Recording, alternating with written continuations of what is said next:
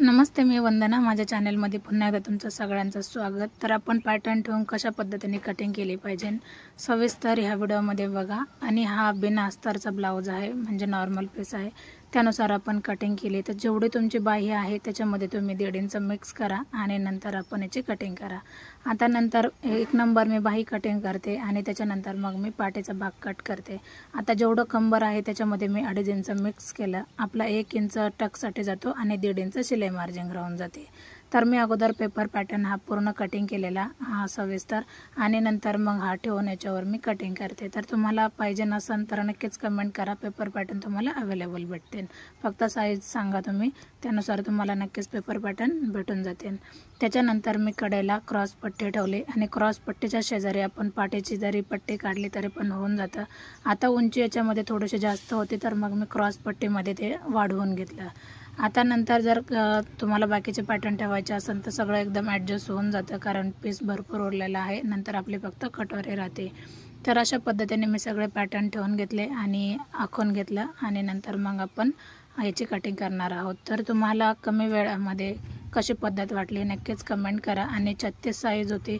तुम्हाला जर साईजनुसार जर कटिंग पाहिजे नसेल, म्हणजे जर पाहिजे असेल तर नक्की कमेंट करा. त्यानुसार आपण नक्की पेपर कटिंग दाखवण्याचा प्रयत्न करू. तर मी पूर्ण याची कटिंग करून झाली. आता माझ्याकडे अजून एक त्याच मापामध्ये ब्लाऊज पीस होता, तर मग मी त्याची पण कटिंग करते. कारण काय होतं, एकच जर कस्टमरचा एक ब्लाऊज असेल आणि पहिल्यांदा जर टाकला असेल तर मी अगोदर एक शिवून देते त्यांना आणि त्याच्यानंतर मग मी दुसरा घेते. हे एक नवीन कस्टमर होतं, त्यांचे 4-5 ब्लाऊज होते आणि मग मी अगोदर एक शिवून घेतला आणि नंतर मग याची कटिंग केली. आता माझ्याकडे कातर व्यवस्थित नव्हती, हा जुना व्हिडिओ आहे. कातर व्यवस्थित चालत नव्हती म्हणून मग मी अगोदर एक ब्लाऊज कटिंग केला.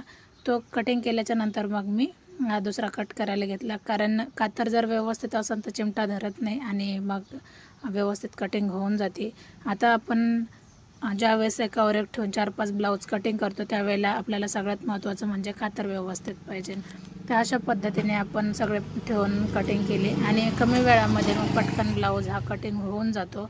तर ॲडजस्ट करा. आणि ज्यावेळेस आपण कटिंग करतो तर आपल्याला कधी पण दोन्ही लेअर चेक करायच्यात कमी जास्त आहे का, कारण पहिल्यांदा असं झालेलं का खालची लेअर कमी होती आणि वरची आपली कटिंग होऊन गेली, तर त्यावेळेला प्रॉब्लेम नको यायला. तर ॲडजस्टमेंट कसं केलं पाहिजे ह्या गोष्टी पण शिका. तर जवळजवळ आपला हा दुसरा पण ब्लाऊज कट झाला आहे, म्हणजे आपण साधारण 3 ते 4 मिनटामध्ये आपण 2 ब्लाऊज कट करू शकतो.